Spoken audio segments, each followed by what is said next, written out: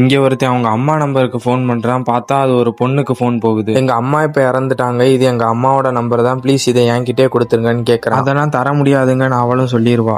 சரிங்க, நான் டெய்லி எங்க அம்மாவுக்கு கால் பண்ற மாதிரி நினைச்சு உங்களுக்கு கால் பண்றேன், நீங்க அட்டன் மட்டும் பண்ணி வச்சா போதும்னு சொல்றான். இவளும் பாவமா இருக்கேன்னு சொல்லிட்டு அதுக்கு ஒத்துக்குறான். சோ இவன் டெய்லி கால் பண்ணி தனியா பேசிட்டு இருக்கான். அப்படி என்னதான் பேசுறேன்னு சொல்லி இவளும் கேட்பா. இவளுக்கு ஆனா அது ரொம்ப பிடிச்சு போயிடும். ஒரு 3 நாளா கால் பண்ணாம இருக்கவும் இவ ரொம்ப மிஸ் பண்ண ஆரம்பிச்சிடும். அதனால இவளே கால் பண்ணி கோயில்ல மீட் பண்ணலான்னு சொல்லி அவனை பார்த்ததுமே இவன் வந்து அவளோட லவ்வ சொல்லிடுறான். பொண்ணோட அப்பா ஜாதி பாக்குறாருங்கிறனால இவங்க 2 பேருமே தனியா ஓடி வந்து கல்யாணம் பண்ணிப்பாங்க. அதுக்கப்புறம் ஹீரோயின் 9 மாசம் முழுகாம இருப்பா. ஹீரோ காட்டுக்குள்ள இருக்கிற குலதெய்வம் கோயிலுக்கு ஃபேமிலியா கூட்டிட்டு போறான். அங்க இருந்து இவங்க வந்துக்கிருக்க போகும்போது பொண்ணோட அப்பா வேற ஜாதி பையனை ஆடி கல்யாணம் பட்டுன்னு சொல்லிட்டு வெட்டுறாரு. ஹீரோ அவர் அடிச்சு போட்டு மனைவியை காப்பாத்தி கூட்டிட்டு போய்க்கிருக்க போகும்போது அவருடைய ஆளுக ஹீரோனியை வெட்டி கொண்டு வயிற்றுல இருக்க குழந்தைய தூக்கி வீசுறாங்க. இந்த வழியிலே சாகுடான்னு சொல்லி ஹீரோவை மட்டும் விட்டுட்டு போயிருவாங்க. கடவுளே ஜாதியை பார்க்க வேணான்னு சொன்னாலும் ஜாதியை பார்க்குற கடவுள் தான் வேணும்னு சொல்ற இன்னும் ஜாதி வெறி பிடிச்சவங்க இங்க இருக்க தான் செய்யறாங்க.